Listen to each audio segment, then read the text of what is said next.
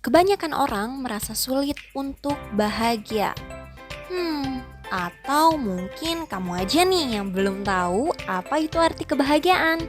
Nah, dalam video ini kita akan membahas apa itu arti kebahagiaan dan apa sih dampak dari kebahagiaan itu sendiri.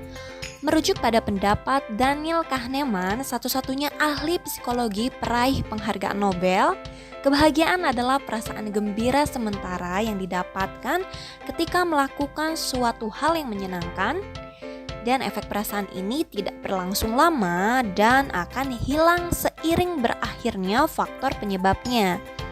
Jadi dari situ bisa kita simpulkan bahwa bahagia dapat dilakukan dengan hal-hal sederhana.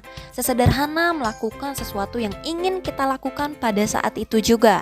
Seperti mendengarkan musik yang kita sukai yang terasa melegakan ketika mendengarkannya, lalu menonton serial drama favorit, lalu juga membaca novel kesayangan, ataupun berkumpul dengan keluarga tersayang. Kebahagiaan cenderung menjadi istilah yang didefinisikan secara luas. Psikolog dan ilmuwan sosial lainnya biasanya menggunakan istilah kesejahteraan subjektif ketika mereka berbicara tentang keadaan emosional ini.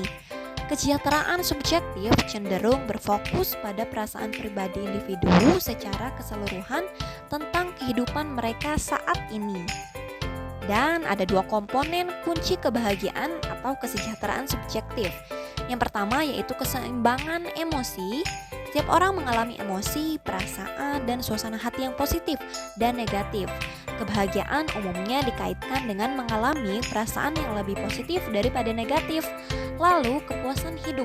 Ini berkaitan dengan seberapa puas Anda merasa dengan berbagai bidang kehidupan Anda, termasuk hubungan, pekerjaan, prestasi, dan hal lain yang Anda anggap penting. Selanjutnya ada juga loh jenis-jenis kebahagiaan. Ada banyak cara berbeda untuk berpikir tentang kebahagiaan. Misalnya filsuf Yunani kuno Aristoteles membuat perbedaan antara dua jenis kebahagiaan, yaitu hedonia dan eudaimonia. Kebahagiaan hedonis berasal dari kesenangan.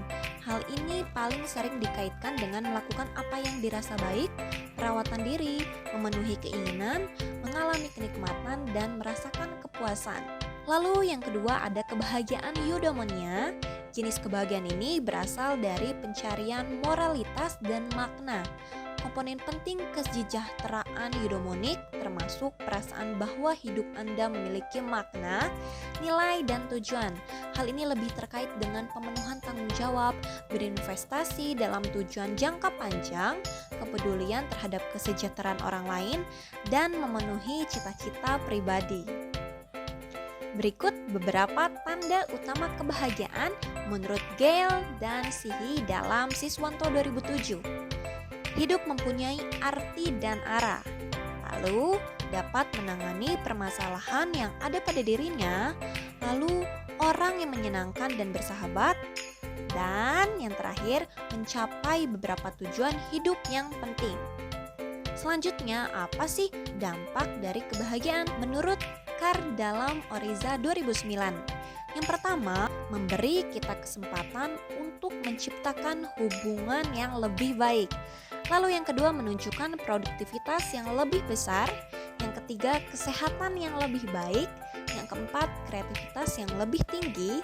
Yang kelima, kemampuan pemecahan masalah dan membuat keputusan mengenai rencana hidup dengan lebih baik.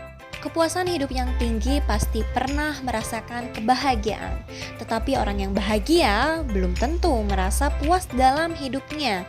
Yang menentukan kebahagiaan adalah pilihan seseorang dalam menghabiskan waktu di hidupnya, mulai dari mensyukuri hal-hal kecil yang membuat bahagia, mensyukuri hal-hal yang terjadi saat ini, dan untuk merasa bahagia, maka temukanlah keseimbangan antara hal yang enjoy yang kamu lakuin dan tujuan besar yang membuat kamu puas di masa depan.